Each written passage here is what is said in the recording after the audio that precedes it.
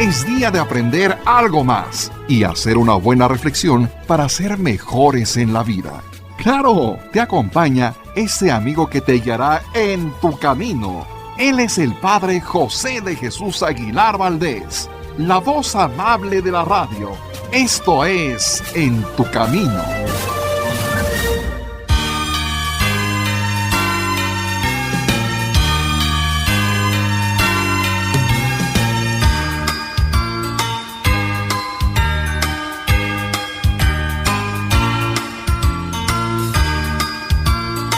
¿Qué tal, queridas amigas y amigos? Qué gusto saludarlos en este año 2021, un año en el que ya le estamos pidiendo a Dios desde el principio, desde la medianoche del día último del 2020, que nos bendiga, que nos acompañe, o mejor dicho, que sintamos nosotros su compañía, que seamos conscientes de esa compañía, porque la verdad es que Dios nunca nos deja. Y cuando nos acompaña, Él nos ayuda a que tengamos las mejores actitudes, las mejores decisiones, y de esta manera cualquier momento difícil lo hagamos más fácil tomados de su mano, y cualquier momento fácil sea una oportunidad de agradecerlo y de enriquecerlo con nuestro trabajo y con nuestro servicio. Este programa pues es un servicio. Felicidades a todos por este inicio de año y por supuesto el compromiso de seguirles ayudando a través de esta transmisión. Y ya les recuerdo desde ahora que si alguno de ustedes quiere anotar a alguno de sus difuntos para las misas gregorianas del mes de febrero, mes del amor y de la amistad, ya lo pueden hacer, recuerden, marcando a la parroquia de San Cosme, les dan toda la información. Pueden marcar o enviar un WhatsApp al teléfono 5555667744 5555667744. Recuerden, es un teléfono, pero también se envían mensajes a través del WhatsApp. Así que este va a ser nuestro punto de contacto para que puedan entrar en comunicación con la parroquia de San Cosme. Pero vamos con el cuento. Escuchemos ahora el cuento sobre el Evangelio de ayer.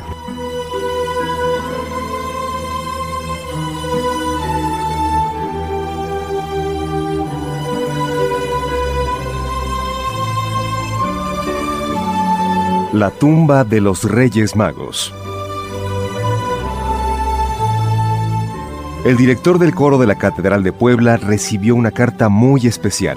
Se le invitaba a participar con sus niños en el Festival de Coros de la ciudad de Colonia, en Alemania. Entusiasmado, reunió a los niños. Quiero informarles que viajaremos a Alemania, pero solo podrán hacerlo los niños que cuenten con el permiso de sus papás y la compañía de uno de ellos.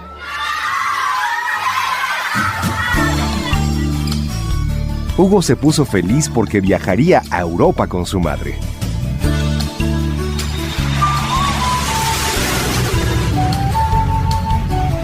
Aunque durante el vuelo estaban nerviosos, se mostraron más tranquilos cuando vieron que en el aeropuerto los esperaba el autobús especial con un guía que hablaba español.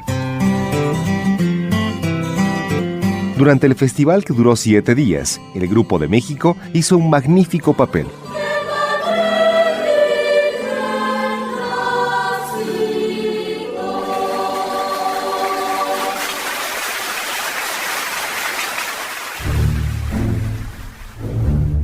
Hugo estaba tan impresionado por la belleza de la Catedral de Colonia que le comentó a su mamá: Me ha fascinado este lugar, sus vitrales, sus esculturas y bóvedas.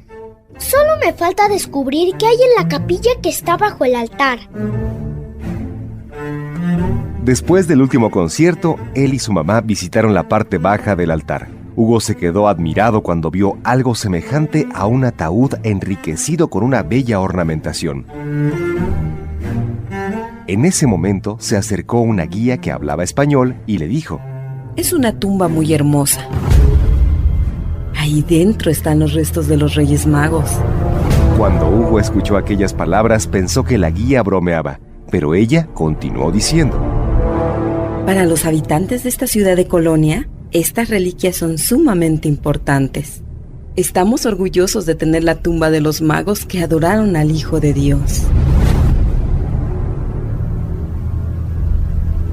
Hugo contempló con cierta incredulidad el bello monumento. Se preguntaba: ¿será posible? ¿Estará mintiendo la guía? Ahí dentro están los restos de los Reyes Magos. ¿Los Reyes Magos están muertos?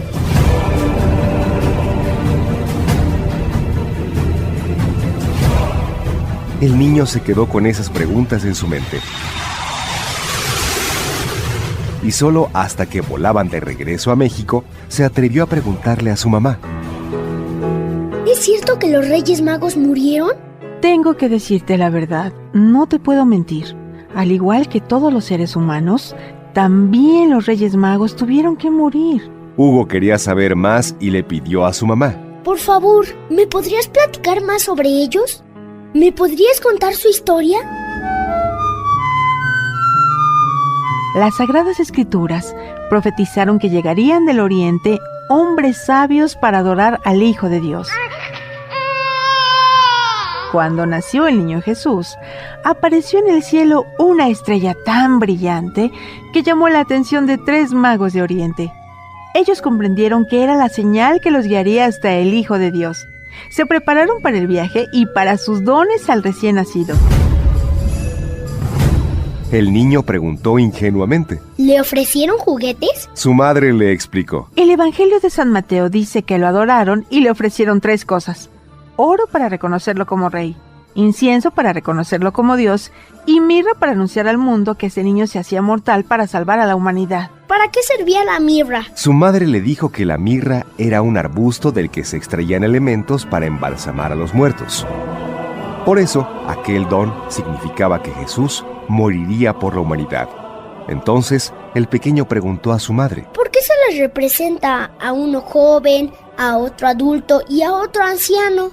¿Por qué se les representa con distinto color de piel? Con esos elementos, los reyes representaban a todos los pueblos de la tierra, a todas las personas de cualquier edad y de cualquier color de piel. Como los reyes, toda la humanidad debe adorar a Cristo, porque Él se hizo hombre para salvar a todos. Hugo volvió a preguntar: ¿Qué sucedió con los magos después de que adoraron al niño Jesús? Regresaron a su lugar de origen y después de 33 años recibieron la visita del apóstol Santo Tomás. Él les contó las maravillas que, pasados 30 años, hizo el niño que ellos habían adorado. Sus milagros, su predicación, su muerte en la cruz y su resurrección. Santo Tomás los bautizó y los convirtió en obispos, pero durante la época de la persecución romana fueron martirizados.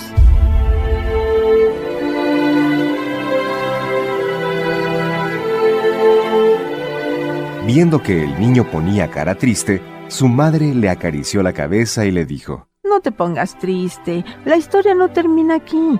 En la era de Constantino el Grande, sus restos se trasladaron desde Palestina a la gran ciudad de Constantinopla. Posteriormente fueron llevados a la ciudad italiana de Milán. Finalmente, en 1164, el emperador Federico Barbarroja donó sus restos o reliquias al obispo de la ciudad alemana llamada Colonia. Así fue como llegaron a la Catedral de Colonia. Nunca imaginé a los reyes muertos. En ese momento, su madre comprendió la preocupación de su hijo y le dijo: Para los que creemos en Cristo, la muerte no es el final de la vida. Él nos ha dicho que continuaremos viviendo en su presencia. Así lo hacen la Virgen María, los santos y quienes han muerto en su gracia. Por eso, ellos pueden orar e interceder por nosotros. El niño, visiblemente calmado, preguntó: ¿Los Reyes Magos piden por nosotros ante Dios y nos ayudan a recibir sus bendiciones? Su madre sonrió y le dijo: Por supuesto, su espíritu hace que todos los años millones de niños reciban regalos especiales. Su espíritu hace también que las personas compartan generosamente sus bienes con los más necesitados. Su espíritu es capaz de transformar a las personas enojonas y egoístas para que, como los Reyes Magos, descubran en la pequeñez de los niños la grandeza de Dios. Hugo quedó muy contento con esas palabras y suspirando dijo: Este viaje ha sido una de las mejores experiencias de mi vida. Semanas después llegaron las fiestas navideñas. La mañana del 6 de enero, Hugo encontró regalos a los pies de su cama. ¡Wow! Junto a ellos había una nota firmada por Melchor, Gaspar y Baltasar. ¡Una nota! El texto decía: Querido Hugo, te agradecemos que hayas cantado para nosotros en la Catedral de Colonia.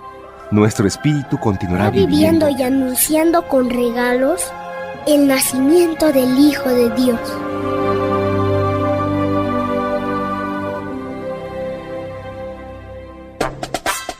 Este es un cuento escrito por el padre José de Jesús Aguilar Valdés y podrás encontrarlo en el libro Cuentos para entender el Evangelio. Vamos a un breve corte y regresamos enseguida. Él también se ha visto beneficiado con Mimex. El año pasado caí en cama más o menos 4 meses, 5 meses, con dolores bastante fuertes en las piernas, en todo el cuerpo, por problemas de la neuropatía periférica. Y ya me tenía que bañar, me tenía que dar de comer en la boca porque ya no podía ni levantar la cuchara. Empecé a tomar el Mimex, empecé a sentir que ya teníamos fuerzas en los brazos, en las piernas, empecé a caminar y ahorita pues ya gracias a Dios me valgo yo por mí mismo. No te confundas, Mimex no es un medicamento ni mucho menos un producto milagro. Mimex es un alimento funcional nutracéutico derivado del agave que le brindará grandes beneficios a tu organismo y te ayudará junto con tus tratamientos médicos a superar tus problemas de salud. De venta en la parroquia de San Cosme y San Damián. Serapio Rendón número 5, Colonia San Rafael, a 2 calles del Metro San Cosme.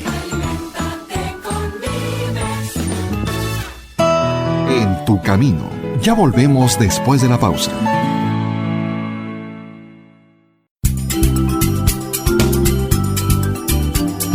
Estás escuchando En tu camino. Con el padre José de Jesús Aguilar Valdés, la voz amable de la radio. Conoce los lugares más importantes de la Tierra Santa y diferentes santuarios europeos sin salir de casa, a través de los videos del Padre José. Ahora bajaremos por el inclinado camino que utilizó Cristo el Domingo de Ramos para entrar a Jerusalén. Suscríbete a su canal de YouTube y ahí podrás aprender mucho sobre nuestra religión católica. Algunos de ustedes tienen una duda y me preguntan si todavía en la actualidad se llevan a cabo 2 fiestas dedicadas a la Santa Cruz. Encontrarás cuentos y explicaciones divertidas para los pequeños. En la tarde iré con el padre Dionisio. Estoy un poco nervioso porque será mi primera confesión. Podrás escuchar completos los cursos de autoestima y tanatología. Una persona que no se ama no podrá tener una fuerte y sana autoestima. Además, todos los domingos a las 9 de la mañana podremos celebrar juntos la Santa Misa. En el nombre del Padre, y del Hijo, y del Espíritu Santo. Amén. Amén. No esperes más. Busca su canal en YouTube como Padre José de Jesús Aguilar y suscríbete. En tu camino.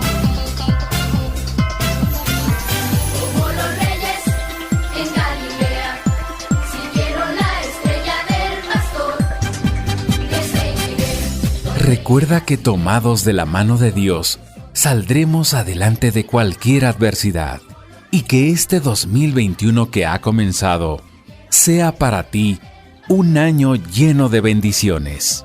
Feliz año nuevo te desea En tu camino. Muchas gracias por continuar con nosotros en este programa y les anticipo que vamos a tener otro cuento más.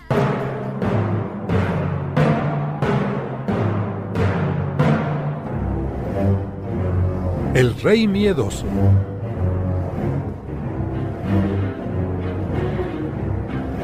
Hubo una vez un niño llamado Herodes que cuando supo que llegaría a ser rey, se volvió soberbio y altanero. En lugar de buscar sabiduría, se llenó de necedad, negándose a todo tipo de conocimiento. En lugar de llenar su corazón de bondad, lo llenó de egoísmo, poniéndose como el centro de todas las cosas. En lugar de buscar ser amado, aprendió a que lo odiaran por su dureza. Aquel niño pensaba que, para ser rey, bastaba tener una corona en la cabeza y una capa en sus hombros.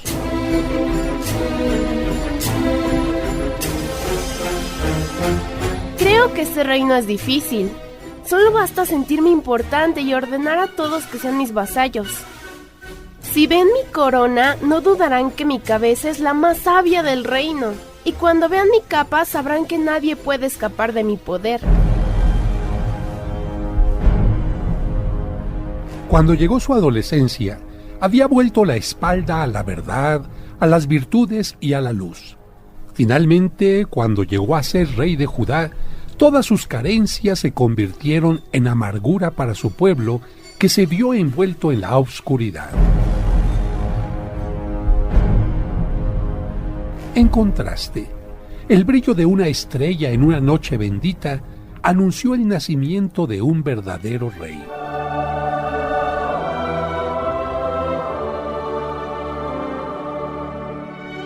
Tres sabios del oriente, a quienes llamaban magos, se dejaron iluminar por la estrella de bendición y comenzaron su caminar para buscar al nuevo rey que había nacido.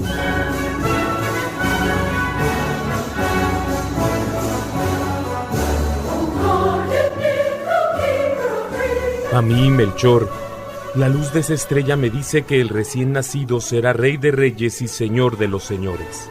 Como rey vencerá a los más grandes enemigos de la humanidad, el pecado y la muerte.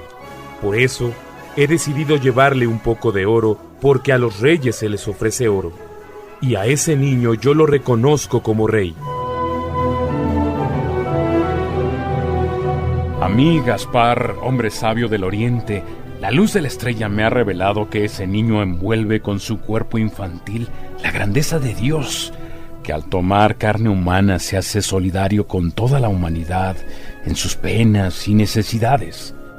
Por eso he decidido llevar conmigo un poco de incienso, resina que solo se quema en honor de la divinidad. Quemaré este incienso en su presencia porque reconozco a ese niño como Dios.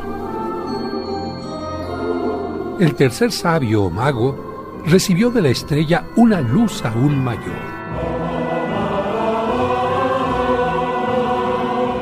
Yo, Baltasar, he descubierto con la luz de la estrella que el amor de Dios en ese niño es tan grande que llegará a entregar su vida para traer la paz al mundo. Dios ha tomado carne humana, se ha encarnado para sacrificar en su carne, en la cruz, todos nuestros pecados. Por eso, con agradecimiento y dolor, pondré en mi equipaje un poco de mirra, resina con la que se embalsama y se da el último homenaje al cuerpo de los muertos.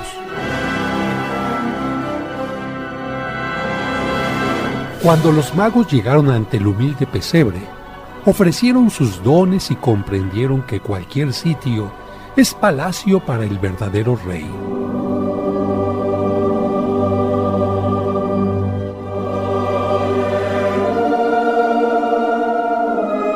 Descubrieron que el verdadero rey no necesita capa o corona, porque tiene la realeza en sí mismo y no en sus vestimentas. Supieron que el verdadero rey da la vida por su reino.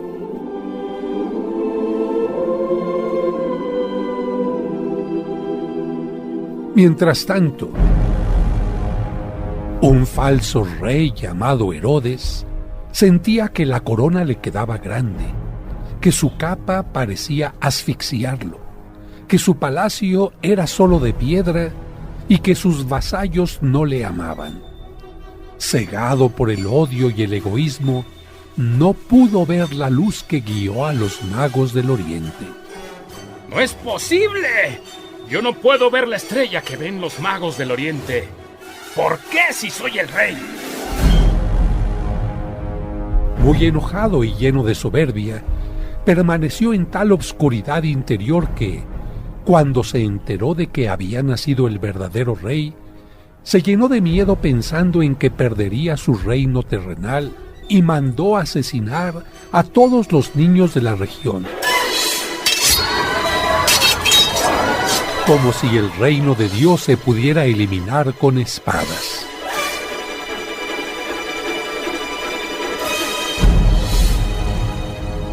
El rey de reyes fue protegido por sus padres, que lo llevaron a Egipto, pero después regresaría a iniciar su reinado.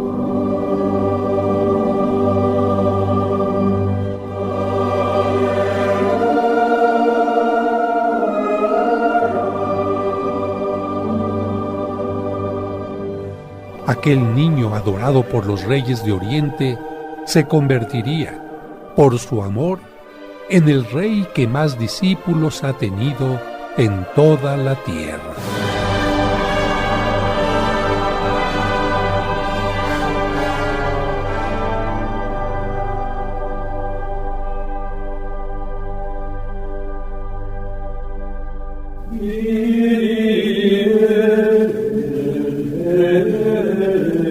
Es momento de escuchar el Santoral de la Semana. Y listo el equipo para hablar de los santos y santas de la semana. El 3 de enero se festeja a Santa Genoveva. Su nombre significa de buena familia. Ella nació en el año 422 muy cerca de París. Cuando era niña, el obispo San Germán, patrono de París también, le aconsejó que dedicara su vida a servir a Dios y al prójimo, y así lo hizo. A los 15 años, con un grupo de amigas, formó una asociación de mujeres que, aunque no eran religiosas o monjitas, se dedicaban al apostolado y a ayudar a los más pobres. Se le recuerda especialmente porque cuando una espantosa escasez y carestía azotó a París ocasionando que la gente muriera de hambre, Genoveva reunió a un grupo de hombres y se fue con ellos río arriba buscando víveres. Finalmente regresó con las barcas llenas de comestibles, salvando a la ciudad, por lo que se considera patrona de París. Como los reyes Childerico y Clodoveo sentían por ella una gran veneración, logró obtener de ellos el perdón para muchos presos políticos que iban a ser ajusticiados. Genoveva murió muy anciana el 3 de enero del año 502. Sobre su tumba se construyó un famoso templo que fue destruido durante la Revolución Francesa y posteriormente en ese sitio levantaron el edificio llamado Panteón, donde los franceses entierran a sus héroes. También el 3 de enero se recuerda a Santa Eugenia, mártir cristiana que padeció en África junto con otros 11 mártires, 8 varones y 3 mujeres. Vamos a continuar hablando del santoral al regreso del corte en este programa En tu Camino. No le cambies.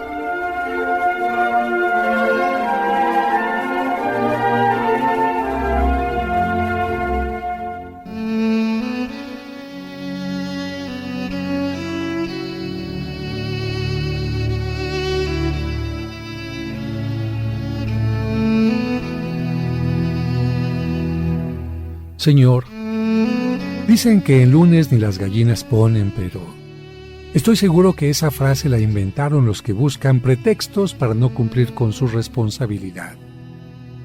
Ayúdanos a comenzar la semana con ánimo para contagiar con nuestro entusiasmo a los demás.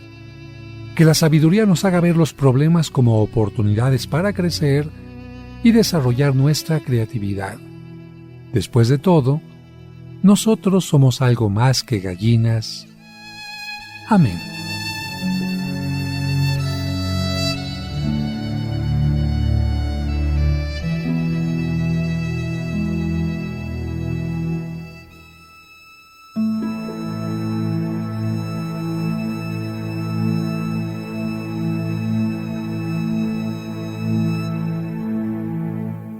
Jesús puse toda mi esperanza, Él se inclinó hacia mí. Cristo siempre ha llamado a personas para que colaboren en su misión.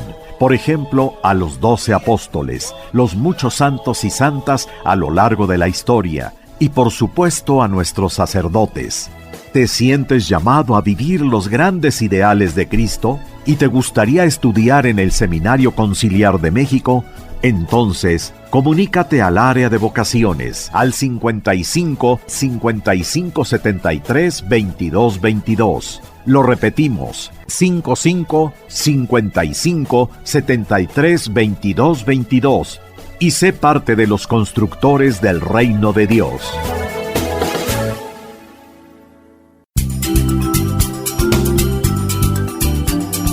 Estás escuchando En tu Camino.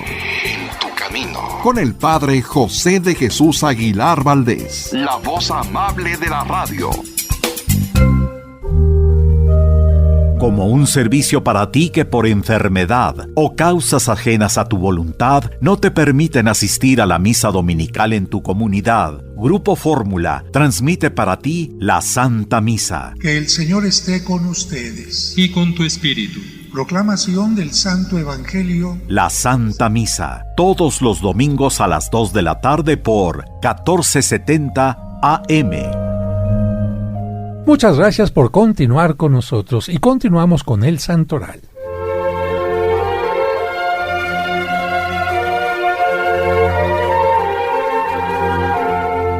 El 4 de enero se festeja a Santa Ángela de Foligno, una de las místicas más famosas que ha tenido la Iglesia Católica, y recordemos que se llama mística a las personas que dedican su vida a la contemplación y comunicación con Dios. En los primeros años de su vida fue una pecadora, orgullosa, vanidosa, poco piadosa y dedicada a la vida mundana.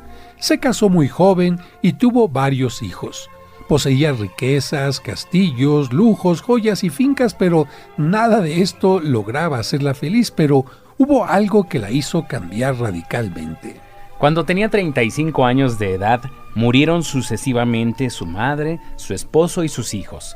Esto le hizo reflexionar en la brevedad de la vida y la importancia de llevar una vida espiritual profunda, por lo que decidió vivir la vida franciscana, pero sin hacerse monja. Fue así como se hizo terciaria franciscana. Vendió todas sus joyas y lujos, repartió el dinero entre los más necesitados y se dedicó a la meditación y a la vida contemplativa en la vida, pasión y muerte del Señor. Murió el 4 de enero de 1309 en Foligno, Italia. El 5 de enero se recuerda a San Simeón Estilita. Estilita significa el que vive en una columna. Nació en el año 400 en el pueblo de Sisán, en Sicilia, cerca de Tarso, donde nació San Pablo. De niño fue pastor. Después decidió ingresar a un monasterio, dándose cuenta de que solo cuando fuera lo suficientemente humilde podría conseguir la santidad.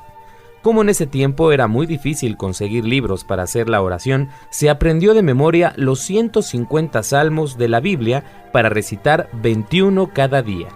En su deseo de vivir en soledad, primero se fue a vivir en una cisterna seca y abandonada, donde pasó los 40 días de la Cuaresma en el más profundo ayuno. Después, para evitar la tentación de querer volver a la ciudad, se fue a una cueva del desierto.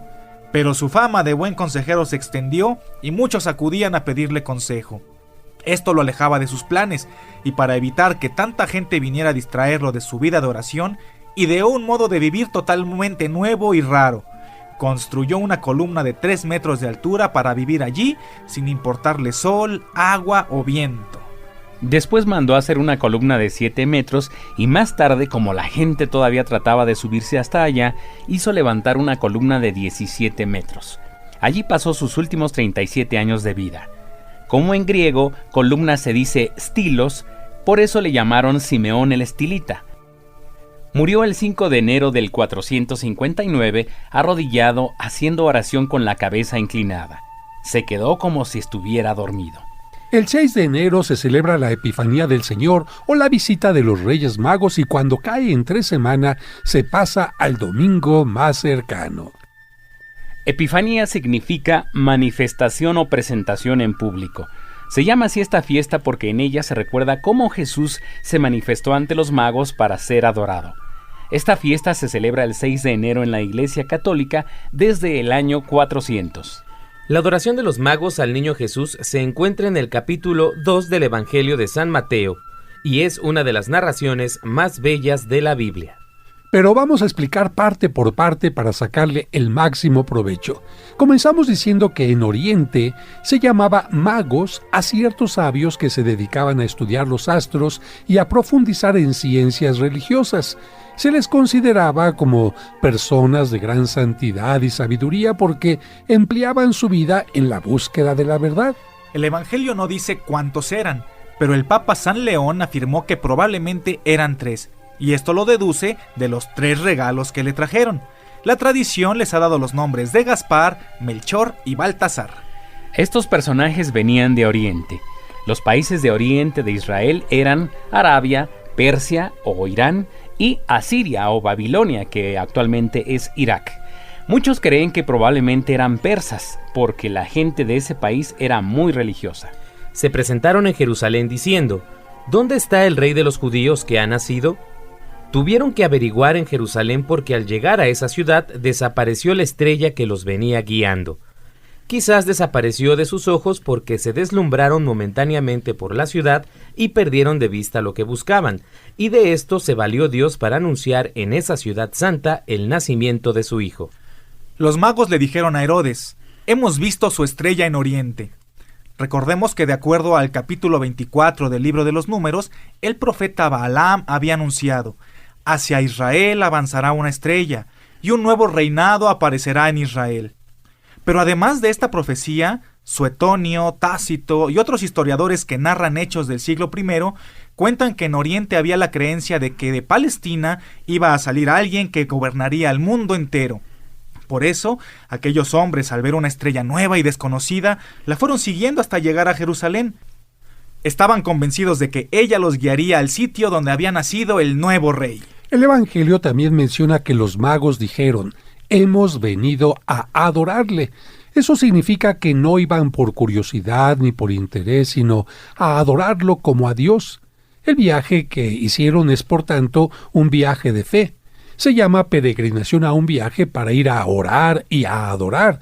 El viaje de estos magos fue una verdadera peregrinación.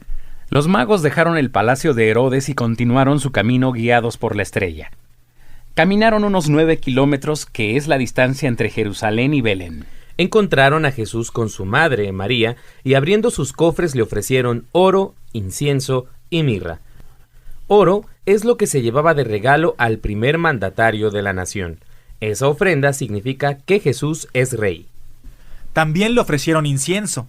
Esta ofrenda era llevada de regalo a los dioses en sus templos, y significa que Jesús es Dios, hijo único del único Dios. Finalmente le ofrecieron mirra, un ungüento muy costoso que se empleaba en los funerales para evitar que los cuerpos se pudrieran en el sepulcro.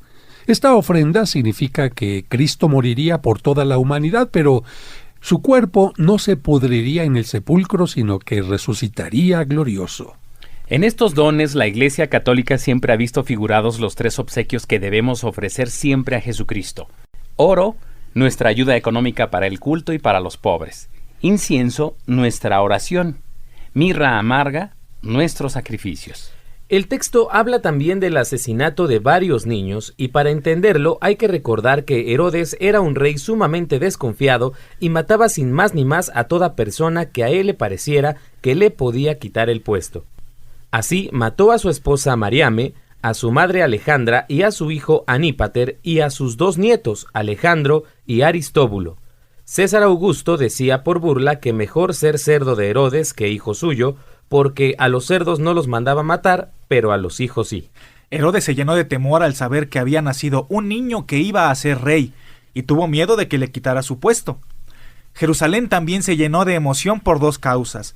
Una, por miedo a las medidas de crueldad que Herodes podría tomar en contra de todos los niños recién nacidos, y 2, por la esperanza de que ahora sí hubiera llegado el tiempo de tener un rey que les concediera la libertad y el mando. Como los magos fueron a adorar al niño, pero no regresaron con Herodes para decirle en dónde lo habían visto, él se llenó de furia y convocó a los sumos sacerdotes y a los escribas para averiguar el sitio donde debía nacer Cristo. Ellos eran los que más conocían la Biblia y podían darle la respuesta. Le dijeron: así lo dice el profeta Miqueas. Y tú, Belén de Judá, no eres el pueblo menor entre los principales, porque de ti nacerá el caudillo que será pastor de mi pueblo Israel. Por esta razón, Herodes mandó a asesinar a todos los niños menores de 2 años, pensando que así acabaría con el Mesías, pero no contaba que un ángel ayudó a los padres de Jesús y de Juan el Bautista para que abandonaran la región y se fueran a Egipto. Y todos sabemos que a los pequeños masacrados los recordamos el Día de los Santos Inocentes. El 7 de enero se celebra a San Raimundo de Peñafort. Nació en Peñafort, cerca de Barcelona, España, en el año 1175.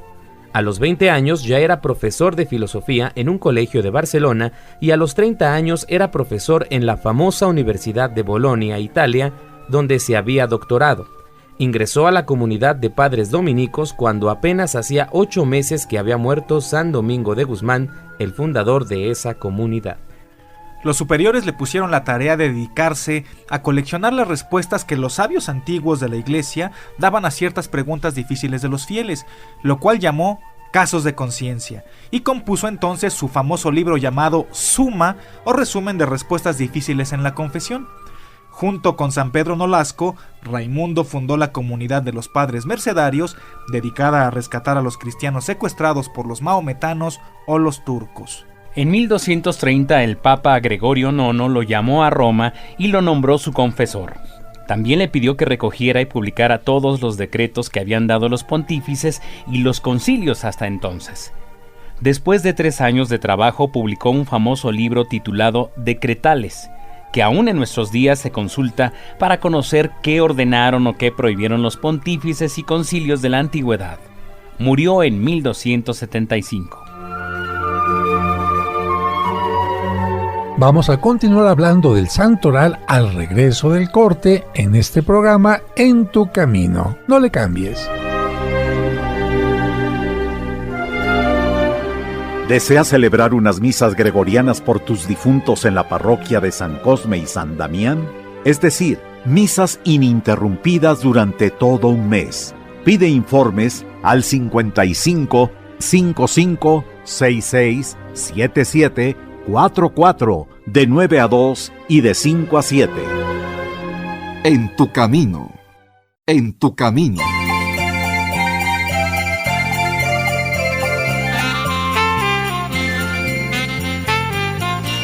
Muchas gracias por continuar con nosotros y continuamos con el santoral.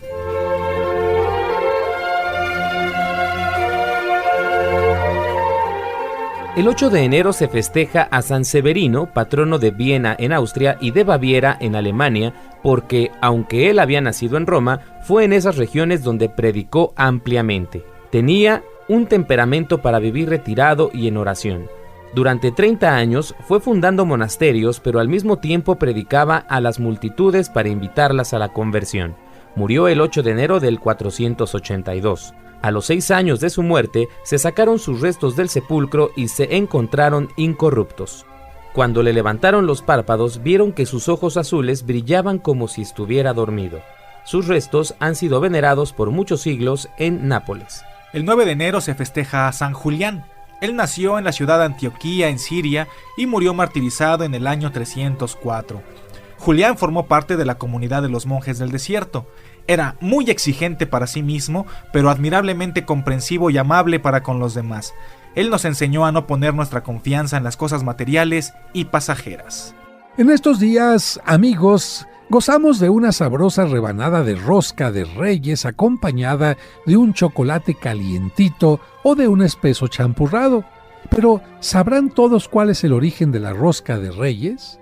Algunos creen que es originaria de México, Sergio, porque los mexicanos tenemos mucho pan y muchas panaderías, pero fíjense que no.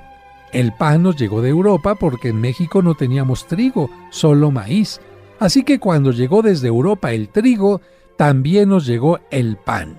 Imagínense, niños que nos escuchan, que antes no había pasteles en México porque no habían llegado todavía los españoles. Y ahora nos costaría trabajo pensar en una fiesta de cumpleaños sin pastel, ¿no, Sergio? Claro, Padre José, por fortuna llegó el trigo. Pero bueno, amigos, ya nos quedó claro entonces que la rosca no es originaria de México, pero vamos a ver sus orígenes.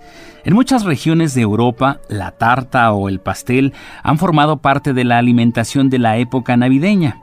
En Italia actualmente se comparte en familia un pan llamado panettone, y en algunas regiones de Francia no puede faltar un pastel en forma de tronco.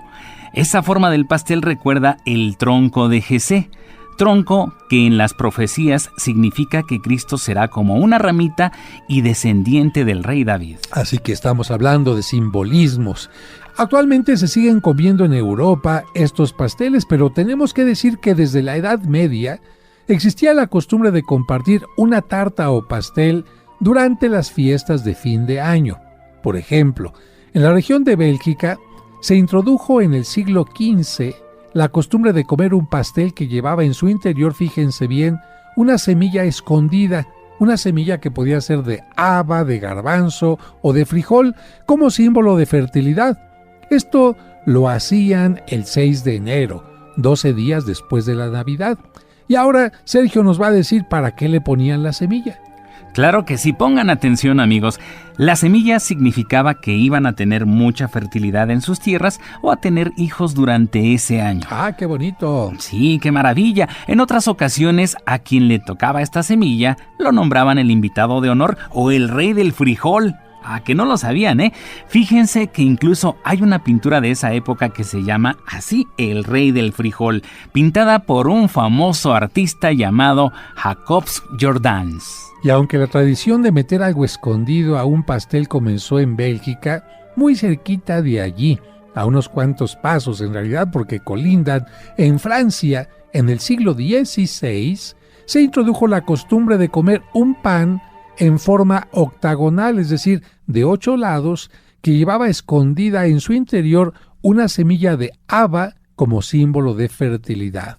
Después, la semilla se cambió por una almendra o por una colación. Después la semilla cambió de significado porque a quien le tocaba en su rebanada debía de organizar alguna fiesta o tomar algún compromiso. Como algunos invitados no querían aceptar ese compromiso, entonces, ¿qué creen? Sí, se lo están imaginando, se tragaban o masticaban disimuladamente la semilla para que nadie se diera cuenta de que les había tocado a ellos. ¡Qué tramposos! Seguramente muchos de ustedes harían lo mismo. Si hay un compromiso y me toca simplemente una almendrita, pues la mastico. ¿Y a quién le tocó? A mí no me tocó. Y como eso era hacer trampa, pues entonces los que hacían estas fiestas decidieron cambiar la semilla por otros objetos que no fueran comestibles. Así se escondieron entonces dentro del pan anillos. Yo no me podría tragar un anillo o un dedal, mucho menos todavía. Y tiempo después también empezaron a esconder pequeñas imágenes del Niño Dios. Con la influencia de estas tradiciones que nos llegan de Europa, recuerden, los misioneros que llegaron a nuestro país incorporaron la rosca que ya se comía en España en la celebración del 6 de enero. Y por supuesto, el agradable sabor del pan dulce que a lo mejor usted está comiendo en este momento en su desayunito, hizo que se extendiera pronto su uso. Pero, ¿qué significa la figura del niño escondido, Sergio? Claro que sí, vamos a explicarlo, amigos. Esto tiene 2 significados. Recuerden que María y José ocultaron al niño Jesús para salvarlo de la matanza de inocentes que hizo el rey Herodes.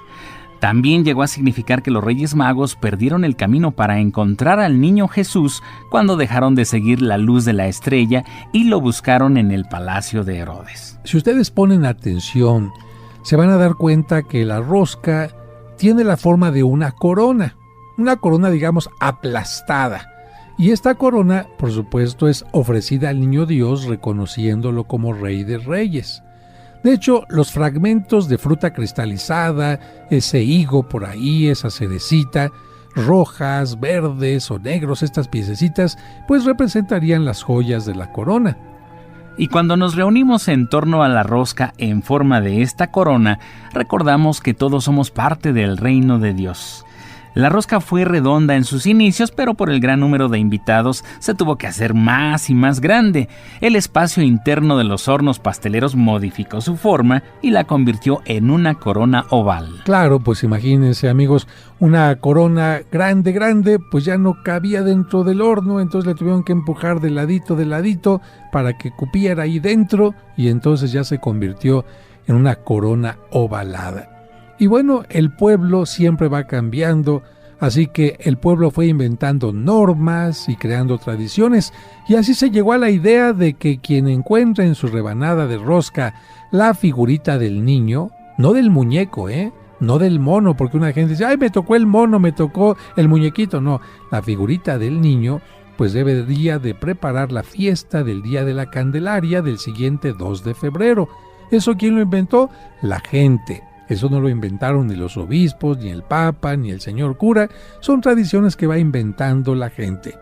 Y la persona que presenta al niño el día 2 de febrero, pues debería ofrecer los típicos tamales acompañados de atolito, de chocolatito, y también deberá llevar a bendecir la imagen del niño Dios, convirtiéndose en, así dice la gente, en padrino o madrina del niño y por supuesto compadre de la familia. Pero en los últimos años ha pasado algo.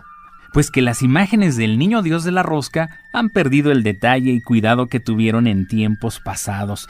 Incluso el material de porcelana fue sustituido por la comodidad y economía del plástico.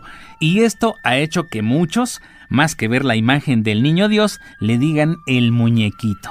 Afortunadamente, amigos, ahora hay una pastelería, no le estoy haciendo comercial, pero una pastelería que se llama El Globo, muy famosa, que pone dentro de las roscas una imagen, como era antes, una imagen de porcelana del Niño Dios.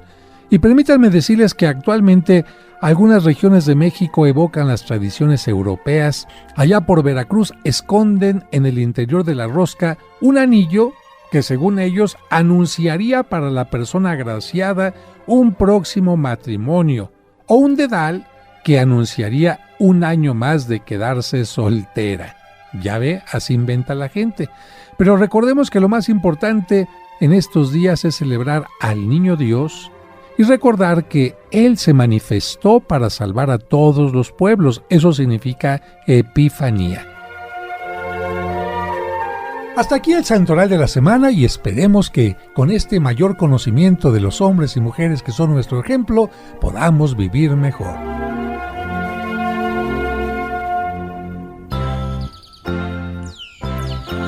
Cuando los reyes vieron al niño en un portal cerquita de Belén, se confirmó la tradición más fiel que habla de su gloria hasta la eternidad. Amigas, amigos, les agradezco a todos su atención, les envío mi bendición para que tengan uno de los mejores años de su vida y les recuerdo que hay que nutrirse en mente y en espíritu para enfrentar cualquier problema. Y recuerden que yo recomiendo para nutrir el cuerpo el extracto de agave de savia Mimex.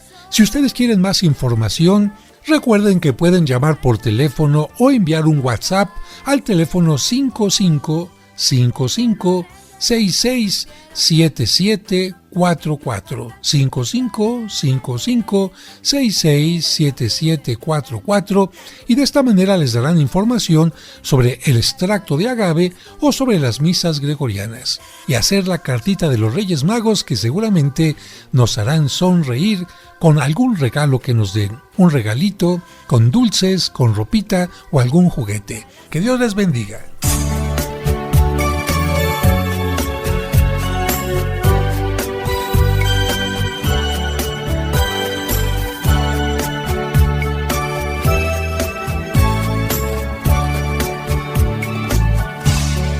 Padre nuestro, que estás en el cielo, santificado, sea tu nombre, venga a nosotros, venga tu reino, hágase tu voluntad en la tierra como en el cielo. Danos hoy nuestro pan de cada día, y perdona nuestras ofensas, como perdonamos a los que nos ofenden, no nos dejes caer en tentación,